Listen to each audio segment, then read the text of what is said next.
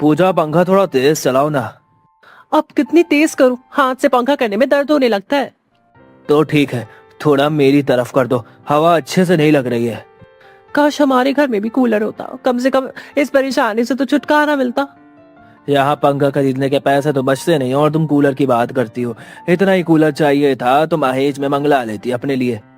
बड़ा दहेज दहेज कर रहे हो। आपका घर ये देख रहा हो इस हालत में है कि यहाँ दहेज मिल सके। वो तो पिताजी ने मजबूरी में इस रिश्ते के लिए हाँ कर दिया था। और ये लो पंखा, अब खुद ही हवा करो। हाँ ठीक है, लाओ दो मुझे, मैं खुद ही कर लूंगा। अगले दिन सुबह देवरानी और जेठानी चूल्हे के पास बैठकर काम कर रही होती है। तभी शीला बोलती है।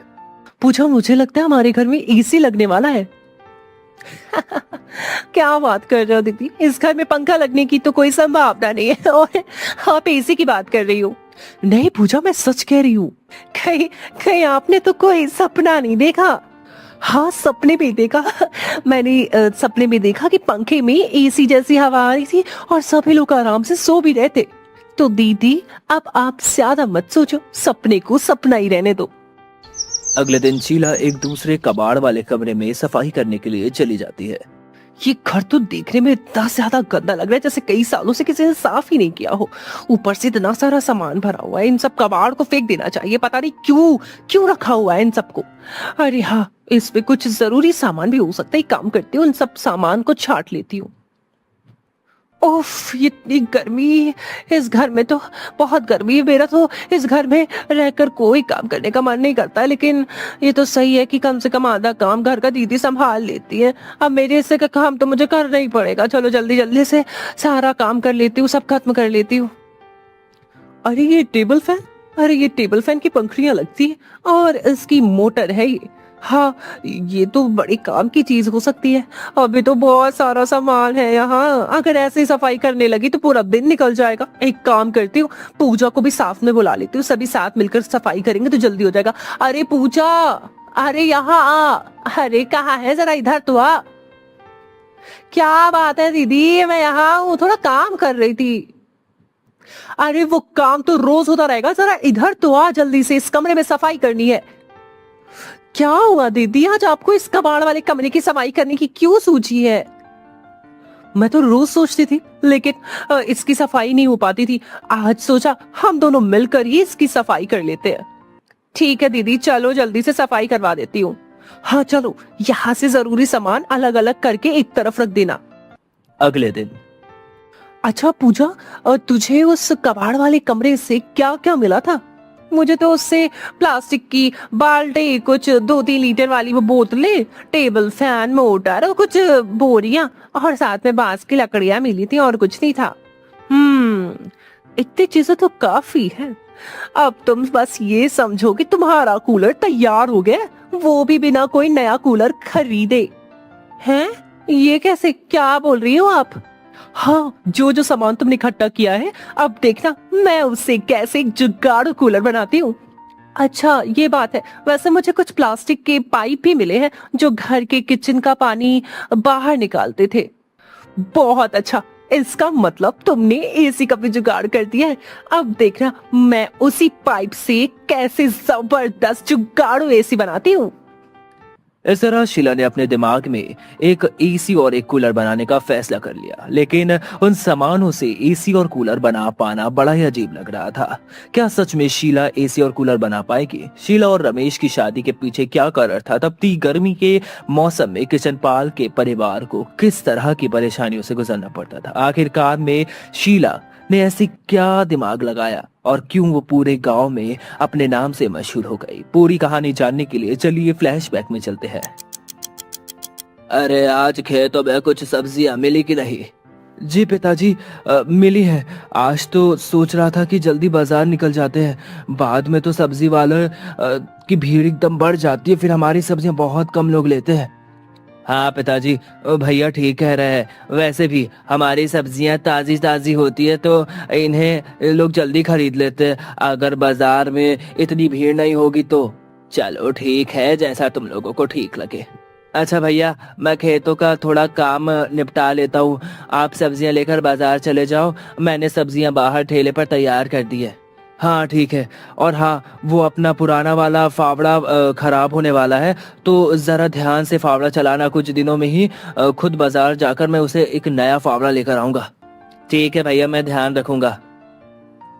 अब कमलेश खेतों पर काम करने के लिए चला जाता है, खेतों में काम करने लगता है। तभी गांव के काका रास्ते में रमेश को देख लेते हैं और बोलते हैं, अरे रमेश, अरे भाई क्या बात है, आज तो बड़ी जल्दी निकल गया तू।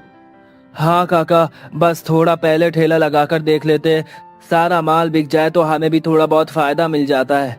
हाँ ये बात तो तूने बिल्कुल अच्छी कही, सही कहा। चलो अच्छा है, मैं भी थोड़ा खेतों की तरफ ही जा रहा था। ठीक है काका, मैं भी चलता हूँ। गोविंद काका खेतों में कमलेश के पास पहुंच जाते हैं। ले लो, एक भाई सब्जी बेचने निकल गया तो दूसरा भाई यहाँ जी जान से मेहनत करने में लगा। मान गए बेटा, वाकई में तुम दोनों बहुत मेहनती हो। अरे मेहनत कैसी काका, ये तो हमारा रोज का ही काम है, अब इसे नहीं करेंगे तो फिर क्या ही करेंगे। अच्छे सोचा बेटा, मेहनत करने वालों की तरक्की शिखर तक पहुंचती है। आज तुम भले ही हालातों से गरीब हो, लेकिन एक दिन देखना तुम्हारे दिन जरूर लौटेंगे और अच्छे दिन आ जाएंगे। काका बस आपका आशीर्वाद हमारे साथ है तो सब कुछ सही हो जाएगा। यहाँ से कुछ दूरी में ही दूसरे गांव में नंदलाल और उसकी बेटी शीला रहा करते थे। वह अक्सर इस गांव में आया करते थे। वाह भाई, इन खेतों में ये फसल देख कर तो दिल एकदम खुश हो गया। वैसे ये खेत गांव में किसके हो सकते हैं? अरे भैया, ये खेत तो गांव के किशन पाल के है। क्या कोई काम है आपको? हाँ, जरा मैं इन खेतों में डाले गए बीजों के बारे में जानकारी चाहता हूँ। मैंने सोचा इनके वाले बीज मैं भी डालूंगा अपने खेत में। ओह अच्छा, चलो मैं आपको उनके घर छोड़ देता हूँ, फिर आपको जो कुछ भी पूछना हो आप उनसे पूछ लेना।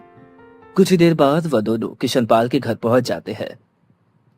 अरे किशनपाल, ये भैया आपसे मिलने आए हैं, कुछ पूछना है, जरा इनकी मदद कर दो। हाँ भैया बोलिए, क्या बात है? अरे भैया, आप अपने खेतों में कौन से चावल के बीज डालते हो? मैंने सोचा आपके वाले बीज मैं भी डालूंगा। फिर कृष्णपाल ने अपने बीजों के प्रकार के साथ खेती की बातें बताई, जिन्हें सुनकर नंदलाल बहुत खुश हुआ। वाह भाई, मान गए। इसका मतलब आपका पूरा परिवार ही इस काम के लिए बड़ी मेहनत करता है। हाँ चाचा जी, हम तो खेतों में ही काम करते रहते और अपनी पूरी शक्ति लगा देते। बस उसी का परिणाम है कि गांव भर में हमारी फसलें सबसे ज्यादा अच्छी होती है। हाँ, ये बात तो तुम लोगों ने बिल्कुल सच कही। कुछ ही दिनों के बाद अपनी फसल की कटाई करने के बाद बाजार में वह फसल बेचकर बचा हुआ अनाज बैलगाड़ी पर गांव की तरफ दूसरे लोगों को बेचने के लिए ले जा रहे थे। तभी अचानक से अरे अरे अरे अरे, ये क्या हो गया? लगता है बैलगाड़ी एक तरफ झुक गई है, जरा पीछे जाकर देखता हूँ। अरे नहीं नहीं, ये तो बैलगाड़ी का पहिया मेरा गड्ढे में चला गया है। हे भगवान, अब क्या करूँ? इधर सारे अनाज की बोरियां हैं नीचे गिर रही हैं। हे भगवान, क्या करूँ? जल्दी इस पहिए को नहीं निकाला तो सारा अनाज खराब हो जाएगा। कोशिश करता हूँ एक बार। अब नंदलाल परेशान होकर उस बैलगाड़ी का पहिया उठाने की कोशिश करता है, लेकिन बैलगाड़ी का तिरछा हिस्सा हिल ही नहीं पा रहा था। तभी वहां रमेश पहुंच जाता है। अरे चाचा, क्या क्या कर रहे हैं आप? रुकिए रुकिए, कोई दिक्कत हो गई क्या? बेटा, मेरे अनाज की बैलगाड़ी देखो गड्ढे में फंस गई। ये गाड़ी बढ़ ही नहीं रही, आगे निकालने की कोशिश कर रहा हूं लेकिन कुछ भी नहीं हो पा रहा है। रुको चाचा, मैं आपका ये पहिया निकलवाने में कोशिश करता हूँ। हम बैलगाड़ी का आधा अनाज उतार देते, फिर इसका पहिया मैं उठाकर बाहर कर दूंगा। फिर रमेश ऐसा ही करता है। वह आधा अनाज निकालकर बैलगाड़ी का पहिया गड्ढे से निकालने की कोशिश करता है और बैलगाड़ी का पहिया निकल जाता है। फिर अनाज की बोरियां वापस बैलगाड़ी में रख देता है। वाह बेटा, पहले तो सुना था लेकिन अब देख भी लिया। सच में तुम बहुत मेहनती हो, मददगार इंसान हो। तुम्हारी वजह से आज मेरा अनाज खराब होने से बच गया। कोई बात नहीं चाचा, अब आप एक काम करो, मेरा फावड़ा लेकर आप पीछे की तरफ बैठ जाओ। मैं बैलगाड़ी चलाकर आपको आपके गांव तक छोड़ देता हूँ। इस तरह दोनों साथ में नंदलाल के गांव पहुंच जाते हैं। फिर रमेश भी अपना फावड़ा लेकर अपने गांव पहुंच जाता है। धीरे धीरे समय बीतता है और एक दिन नंदलाल अपनी बेटी के रिश्ते के लिए कृष्णपाल के घर पहुंचता है। बातचीत पक्की होने के बाद रमेश और शीला की शादी हो जाती है। शीला अपने ससुराल में आ जाती है, लेकिन यहाँ दिक्कतें और भी ज्यादा बढ़ चुकी थी। उसके लिए ये सारी चीजें अभी नई नई थी। एक दिन शीला चूल्हे पर खाना बनाकर अपने कमरे में जाती है। उस समय रमेश भी घर में आराम कर रहा होता है। तभी शीला, ओह इतनी गर्मी है, चूल्हे के पास खाना बनाने में तो ऐसा लगता है जैसे खुद को तंदूर में पका रही हूँ। हाँ, सच में आपके घर आकर तो मेरा बुरा हाल है। तो पक जाओ रोटी बनाकर, कोई तुम्हें भी खा लेगा। ओहो चुप करो जी, आपको तो सिर्फ मजाक ही लगता है। जब आपको चूल्हे के पास रहकर खाना पकाना पड़ेगा ना, तब समझ में आएगा कितनी दिक्कत होती है। अरे मैं तो बस मजाक कर रहा था। अच्छा माफ कर दो भाई, गलती हो गई। अच्छा चलो जल्दी से आप लोग खाना खा लो, फिर मुझे बर्तन भी तो धोने हैं। हाँ ठीक है। अगले दिन शीला घर पर काम कर रही होती है, तभी उसे सावित्री देख लेती है। बेचारी बड़ी बहू दिन भर काम करती रहती है, सारा काम उसी को करना पड़ता है। देखती हूँ इनसे बात करके कमलेश की भी शादी करवा देती हूँ, कम से कम छोटी बहू बड़ी बहू का सहारा तो बन जाएगी।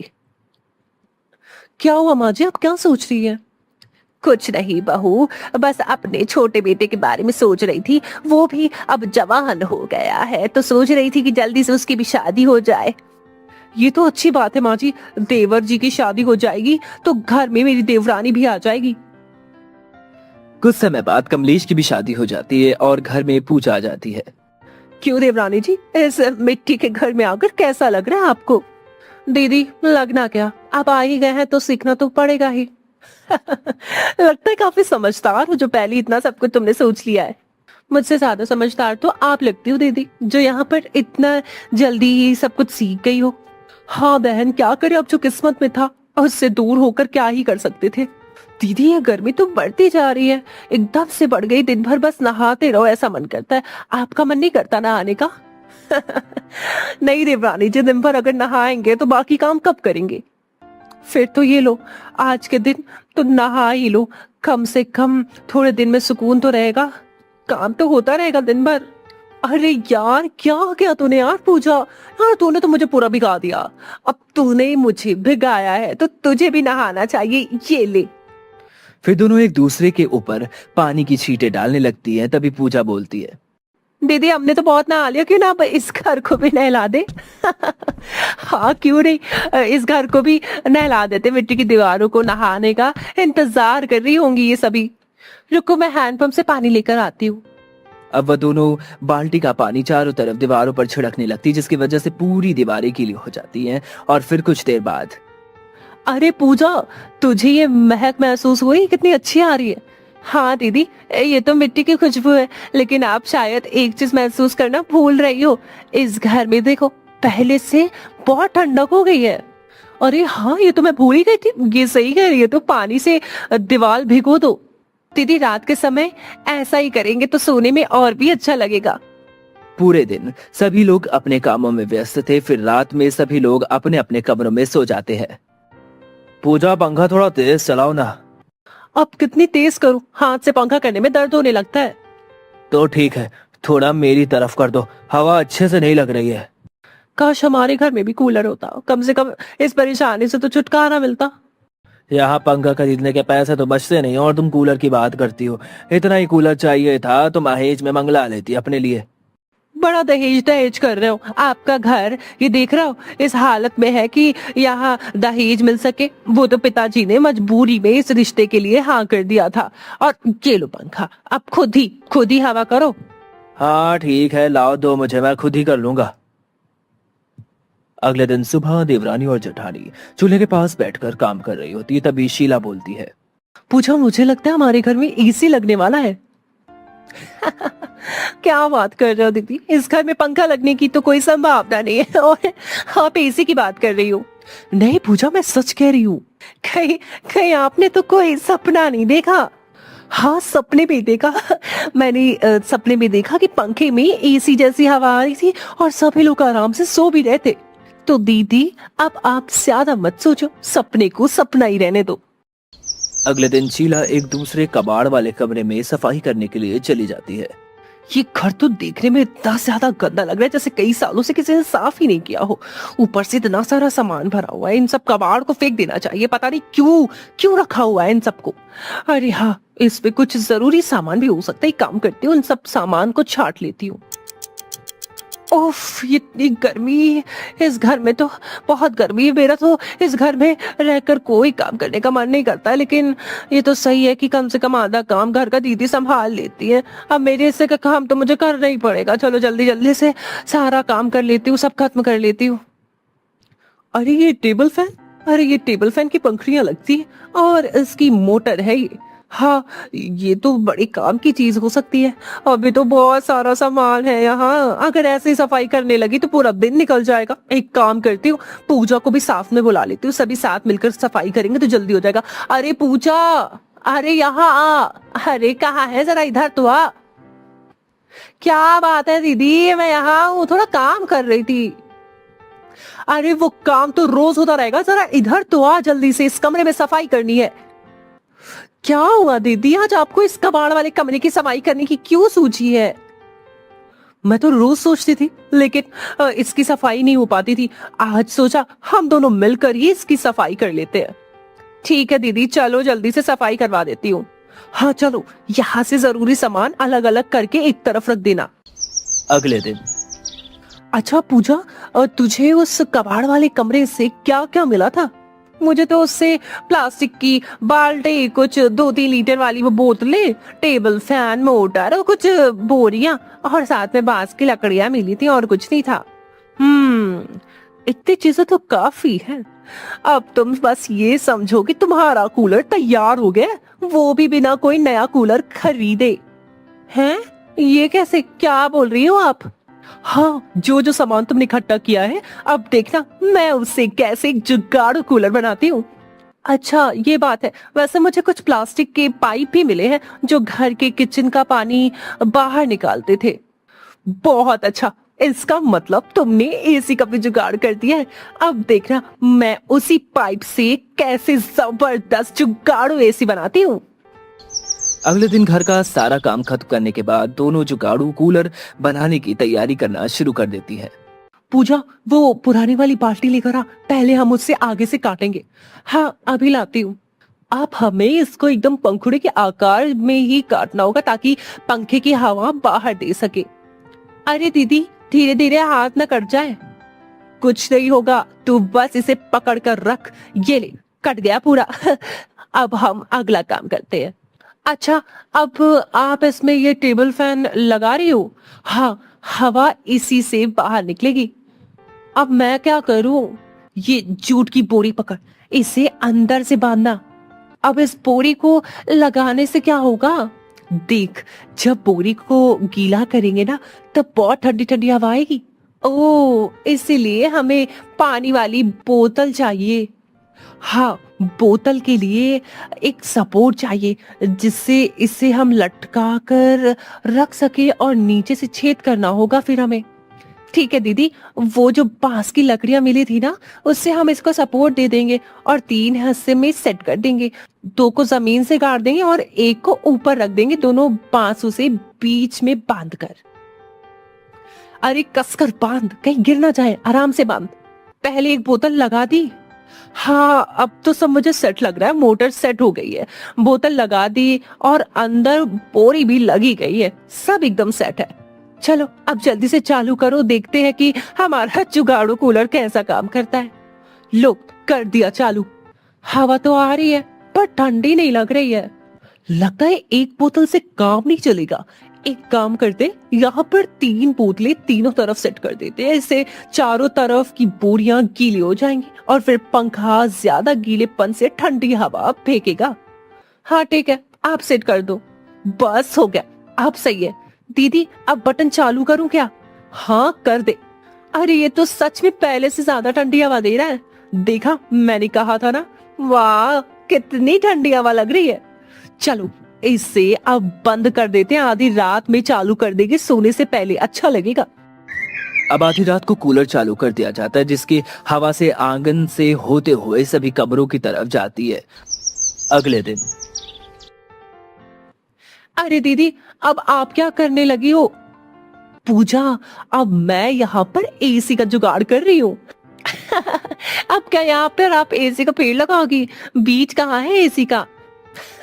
अरे नहीं पूजा, ये गड्ढा तो मैं इस प्लास्टिक पाइप को ना लिए बना रही हूँ।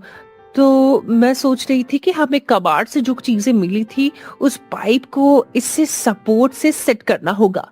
ओह अच्छा, ये बात है। चलो मैं भी आपकी मदद करवाती हूँ। हाँ तो एक काम कर, जो दूसरी टेबल फैन की पंखुड़ियां रखी थी ना तो उसे लेकर आ जा, और मुंह और पाइप का मुंह सेट करने के लिए ना एल्बो भी लेकर आना। और क्या लाना है दीदी, सब बता दो। इसके अलावा तुम एक प्लास्टिक की टोकरी ले आओ, और जो इस पाइप के बाहर वाले मुंह पर लगेगी। ठीक है। कुछ देर बाद शीला जमीन में बाहर अंदर तक प्लास्टिक पाइप को जोड़ देती है और बाहर वाले एल्बो में जैसे मुंह पर प्लास्टिक की टोकरी लगा देती है ताकि उससे होकर हवा अंदर आ जाए। देखो पूजा, अब हम आंगन में 3 एल्बो लगा देंगे, जैसे तीनों तरफ बाहर अच्छी अच्छी हवा आएगी, यानी तीनों कमरों में हवा जा सकेगी। अच्छा, आप समझी, पंखा बाहर की हवा खींचकर अंदर भेजेगा। लेकिन ये तो गीली बोरी जैसा जुगाड़ नहीं है। क्यों नहीं है? इस जुगाड़ में मिट्टी की गहराई में लगी पाइप को मिट्टी अपनी नमी से ठंडा रखती है, और ठीक इसी तरह जैसे जमीन में से हम ठंडा पानी निकालते हैं, इसी तरह हवा भी ठंडी होकर बाहर निकलती है। वाह दीदी, आपने तो जबरदस्त जुगाड़ लगाया है। वो तो आज रात को ही पता चलेगा। वैसे दीदी, इस कूलर का क्या होगा फिर? रात को एसी और कूलर दोनों ही चलेंगे, ताकि रात में किसी को भी किसी प्रकार की गर्मी ही ना लगे, दिक्कत ही ना हो। अब रात होते ही शीला दोनों जुगाड़ू चालू कर देती है। तीनों कमरे में ठंडी ठंडी हवा चलने लगती है। तभी किशनपाल बोलते हैं, वाह भाई, आज तो बड़ा मजा आ गया। बड़ी बहू ने जुगाड़ बड़ा जबरदस्त बना दिया, बहुत ही अच्छी नींद आई। अरे पिताजी, एक नहीं दो दो जुगाड़ हैं। हाँ, शीला ने एसी कूलर दोनों बना दिया है। भैया, अब तो पूरी गर्मी अच्छे से नींद आएगी। हाँ कमलेश, और तो और सारा दिन अच्छे से काम भी होगा। इस तरह किशनपाल के परिवार का जुगाड़ पूरे गांव में मशहूर हो गया। पूरे गांव में उसके लोग उसके जुगाड़ में जानने लगे। सभी लोग गर्मी में चैन की नींद सोने लगे और फ्री का जुगाड़ अपना लिया। उनकी गर्मियां अब आराम से बीत रही थी। पूजा, पंखा थोड़ा तेज चलाओ ना। अब कितनी तेज करूं, हाथ से पंखा करने में दर्द होने लगता है। तो ठीक है, थोड़ा मेरी तरफ कर दो, हवा अच्छे से नहीं लग रही है। काश हमारे घर में भी कूलर होता, कम से कम इस परेशानी से तो छुटकारा मिलता।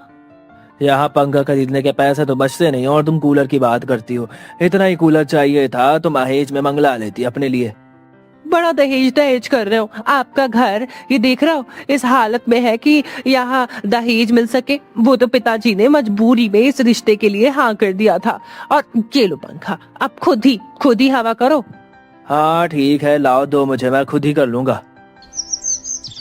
अगले दिन सुबह देवरानी और जेठानी चूल्हे के पास बैठकर काम कर रही होती है। तभी शीला बोलती है, पूछा, मुझे लगता है हमारे घर में एसी लगने वाला है। क्या बात कर रहे हो दीदी, इस घर में पंखा लगने की तो कोई संभावना नहीं है, और आप एसी की बात कर रही हो। नहीं पूजा, मैं सच कह रही हूँ। कहीं आपने तो कोई सपना नहीं देखा? हाँ, सपने में देखा। मैंने सपने में देखा कि पंखे में एसी जैसी हवा आ रही थी और सभी लोग आराम से सो भी रहे थे। तो दीदी, अब आप ज्यादा मत सोचो, सपने को सपना ही रहने दो। अगले दिन शीला एक दूसरे कबाड़ वाले कमरे में सफाई करने के लिए चली जाती है। ये घर तो देखने में इतना ज्यादा गंदा लग रहा है, जैसे कई सालों से किसी ने साफ ही नहीं किया हो। ऊपर से इतना सारा सामान भरा हुआ है, इन सब कबाड़ को फेंक देना चाहिए। पता नहीं क्यों रखा हुआ है इन सबको। अरे हाँ, इसमें कुछ जरूरी सामान भी हो सकता है। एक काम करती हूँ, इन सब सामान को छांट लेती हूँ। ओफ, इतनी गर्मी, इस घर में तो बहुत गर्मी है। मेरा तो इस घर में रहकर कोई काम करने का मन नहीं करता है, लेकिन ये तो सही है कि कम से कम आधा काम घर का दीदी संभाल लेती है। अब मेरे हिस्से का काम तो मुझे करना ही पड़ेगा। चलो जल्दी जल्दी से सारा काम कर लेती हूँ, सब खत्म कर लेती हूँ। अरे ये टेबल फैन की पंखुड़ियां लगती है और इसकी मोटर है ये। हाँ, ये तो बड़ी काम की चीज हो सकती है। अभी तो बहुत सारा सामान है यहाँ, अगर ऐसे ही सफाई करने लगी तो पूरा दिन निकल जाएगा। एक काम करती हूँ, पूजा को भी साथ में बुला लेती हूँ, सभी साथ मिलकर सफाई करेंगे तो जल्दी हो जाएगा। अरे पूजा, अरे यहाँ आ। अरे कहाँ है, जरा इधर तो आ। क्या बात है दीदी, मैं यहाँ हूँ, थोड़ा काम कर रही थी। अरे वो काम तो रोज होता रहेगा, जरा इधर तो आ जल्दी से, इस कमरे में सफाई करनी है। क्या हुआ दीदी, आज आपको इस कबाड़ वाले कमरे की सफाई करने की क्यों सूझी है? मैं तो रोज सोचती थी, लेकिन इसकी सफाई नहीं हो पाती थी। आज सोचा हम दोनों मिलकर ही इसकी सफाई कर लेते हैं। ठीक है दीदी, चलो जल्दी से सफाई करवा देती हूँ। हाँ चलो, यहाँ से जरूरी सामान अलग अलग करके एक तरफ रख देना। अगले दिन। अच्छा पूजा, तुझे उस कबाड़ वाले कमरे से क्या क्या मिला था? मुझे तो उससे प्लास्टिक की बाल्टी, कुछ 2-3 लीटर वाली वो बोतलें, टेबल फैन, मोटर और कुछ बोरियां और साथ में बांस की लकड़ियां मिली थी, और कुछ नहीं था। इतनी चीजें तो काफी है। अब तुम बस ये समझो कि तुम्हारा कूलर तैयार हो गया, वो भी बिना कोई नया कूलर खरीदे। हैं? ये कैसे, क्या बोल रही हो आप? हाँ, जो जो सामान तुमने इकट्ठा किया है, अब देखना मैं उससे कैसे एक जुगाड़ू कूलर बनाती हूँ। अच्छा ये बात है, वैसे मुझे कुछ प्लास्टिक के पाइप भी मिले हैं जो घर के किचन का पानी बाहर निकालते थे। बहुत अच्छा, इसका मतलब तुमने एसी का भी जुगाड़ कर दिया है। अब देखना मैं उसी पाइप से कैसे जबरदस्त जुगाड़ू एसी बनाती हूँ। इस तरह शीला ने अपने दिमाग में एक एसी और एक कूलर बनाने का फैसला कर लिया, लेकिन उन सामानों से एसी और कूलर बना पाना बड़ा ही अजीब लग रहा था।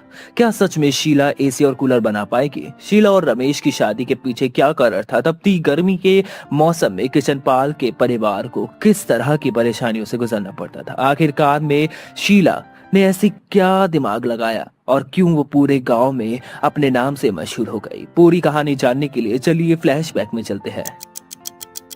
अरे आज खेतों में कुछ सब्जियां मिली कि नहीं? जी पिताजी, मिली है। आज तो सोच रहा था कि जल्दी बाजार निकल जाते हैं, बाद में तो सब्जी वाले की भीड़ एकदम बढ़ जाती है, फिर हमारी सब्जियां बहुत कम लोग लेते हैं। हाँ पिताजी, भैया ठीक कह रहे हैं। वैसे भी हमारी सब्जियां ताजी ताजी होती है तो इन्हें लोग जल्दी खरीद लेते हैं। अगर बाजार में इतनी भीड़ नहीं होगी तो चलो ठीक है, जैसा तुम लोगों को ठीक लगे।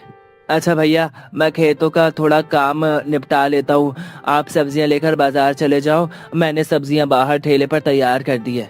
हाँ ठीक है। और हाँ, वो अपना पुराना वाला फावड़ा खराब होने वाला है, तो जरा ध्यान से फावड़ा चलाना। कुछ दिनों में ही खुद बाजार जाकर मैं उसे एक नया फावड़ा लेकर आऊंगा।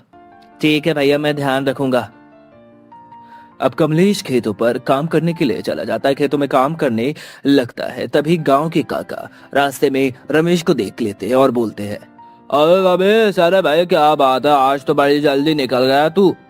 हाँ काका, बस थोड़ा पहले ठेला लगाकर देख लेते, सारा माल बिक जाए तो हमें भी थोड़ा बहुत फायदा मिल जाता है। हाँ ये बात तो तूने बिल्कुल अच्छी कही, सही कहा। चलो अच्छा है, मैं भी थोड़ा खेतों की तरफ ही जा रहा था। ठीक है काका, मैं भी चलता हूँ। गोविंद काका खेतों में कमलेश के पास पहुंच जाते हैं।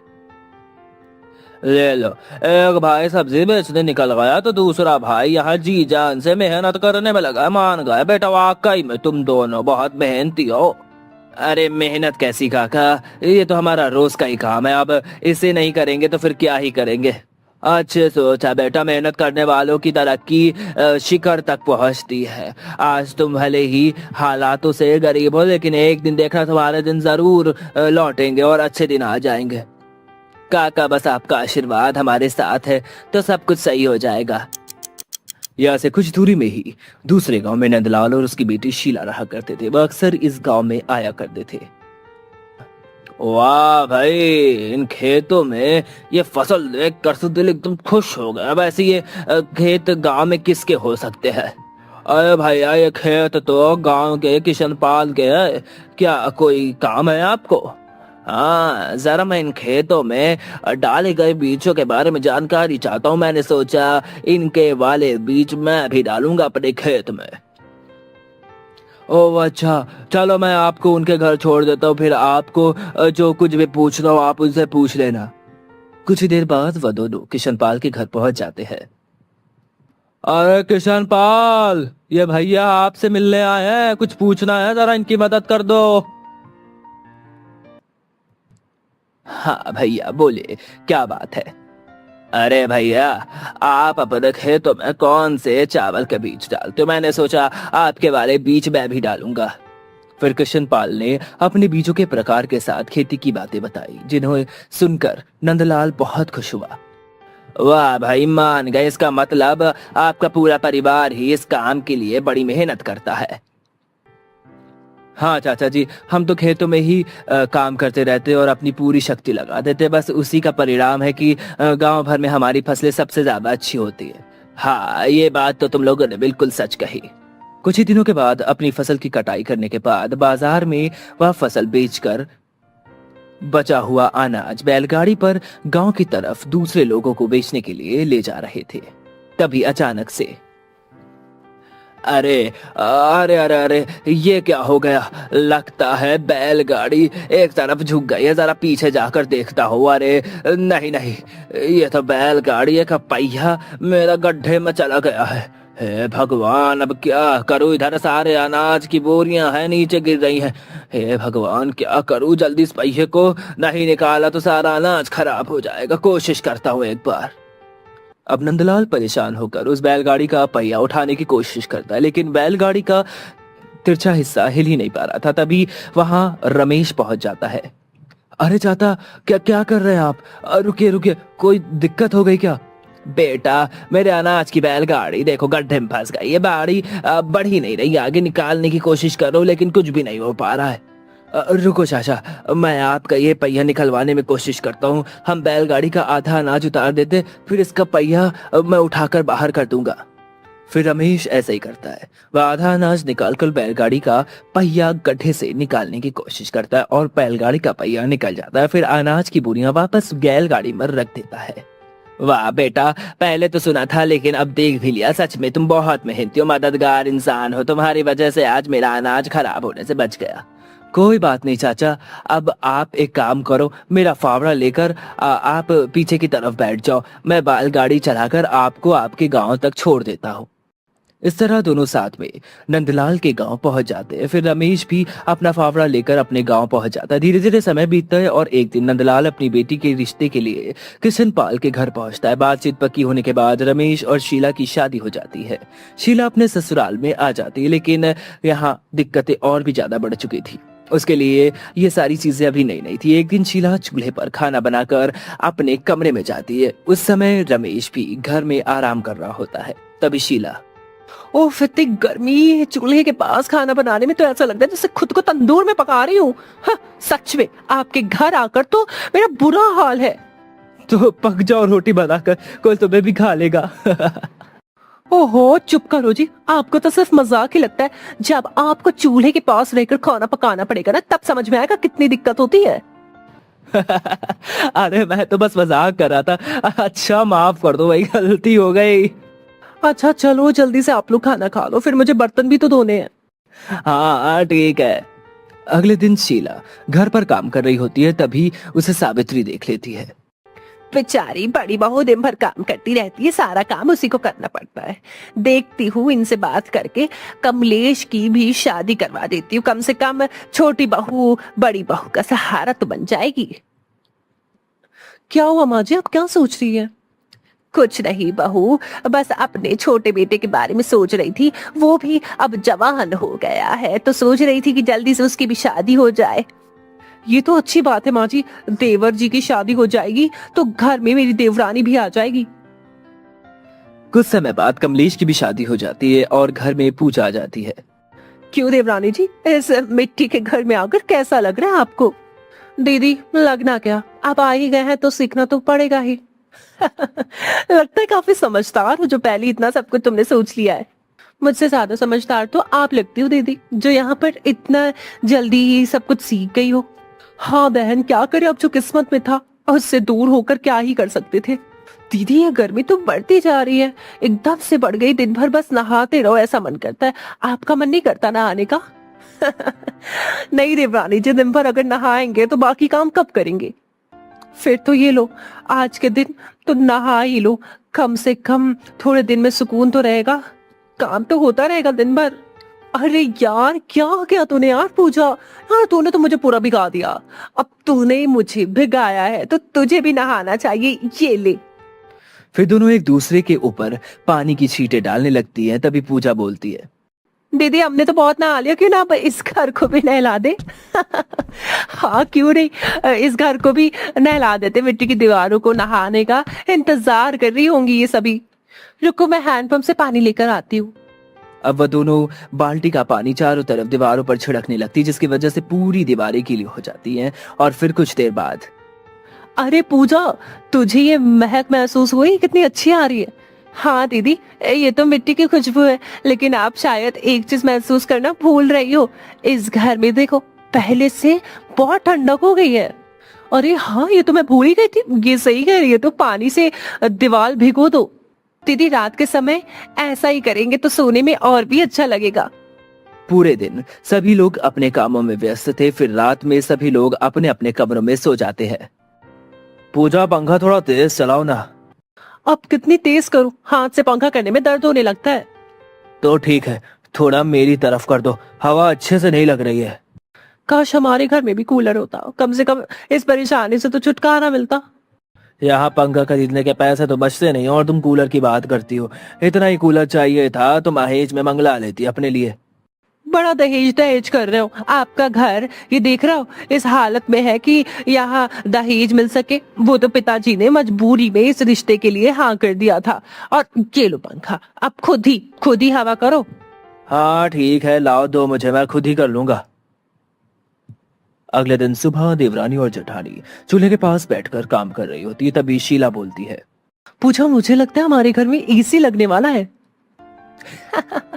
क्या बात कर रहे हो दीदी, इस घर में पंखा लगने की तो कोई संभावना नहीं है और आप एसी की बात कर रही हो। नहीं पूजा, मैं सच कह रही हूँ। कहीं कहीं आपने तो कोई सपना नहीं देखा? हाँ सपने में देखा। मैंने सपने में देखा कि पंखे में एसी जैसी हवा आ रही थी और सभी लोग आराम से सो भी रहे थे। तो दीदी अब आप ज्यादा मत सोचो, सपने को सपना ही रहने दो। अगले दिन शीला एक दूसरे कबाड़ वाले कमरे में सफाई करने के लिए चली जाती है। ये घर तो देखने में इतना ज्यादा गंदा लग रहा है जैसे कई सालों से किसी ने साफ ही नहीं किया हो। ऊपर से इतना सारा सामान भरा हुआ है, इन सब कबाड़ को फेंक देना चाहिए। पता नहीं क्यों क्यों रखा हुआ है इन सबको। अरे हाँ, इस पे कुछ जरूरी सामान भी हो सकता है। काम करती हूँ, इन सब सामान को छांट लेती हूँ।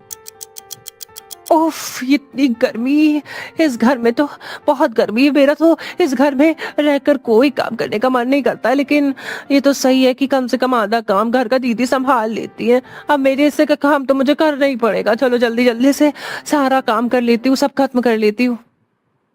अरे ये टेबल फैन, अरे ये टेबल फैन की पंखुड़ियां लगती है और इसकी मोटर है ये। हाँ, ये तो बड़ी काम की चीज हो सकती है। अभी तो बहुत सारा सामान है यहाँ, अगर ऐसे ही सफाई करने लगी तो पूरा दिन निकल जाएगा। एक काम करती हूँ, पूजा को भी साथ में बुला लेती हूँ, सभी साथ मिलकर सफाई करेंगे तो जल्दी हो जाएगा। अरे पूजा, अरे यहाँ आ। अरे कहाँ है, जरा इधर तो आ। क्या बात है दीदी, मैं यहाँ हूँ, थोड़ा काम कर रही थी। अरे वो काम तो रोज होता रहेगा, जरा इधर तो आ जल्दी से, इस कमरे में सफाई करनी है। क्या हुआ दीदी, आज आपको इस कबाड़ वाले कमरे की सफाई करने की क्यों सूझी है? मैं तो रोज सोचती थी, लेकिन इसकी सफाई नहीं हो पाती थी। आज सोचा हम दोनों मिलकर ही इसकी सफाई कर लेते हैं। ठीक है दीदी, चलो जल्दी से सफाई करवा देती हूँ। हाँ चलो, यहाँ से जरूरी सामान अलग अलग करके एक तरफ रख देना। अगले दिन, अच्छा पूजा, तुझे उस कबाड़ वाले कमरे से क्या क्या मिला था? मुझे तो उससे प्लास्टिक की बाल्टी, कुछ 2-3 लीटर वाली वो बोतलें, टेबल फैन, मोटर और कुछ बोरियां और साथ में बांस की लकड़ियां मिली थी, और कुछ नहीं था। इतनी चीजें तो काफी है। अब तुम बस ये समझो कि तुम्हारा कूलर तैयार हो गया, वो भी बिना कोई नया कूलर खरीदे। हैं? ये कैसे, क्या बोल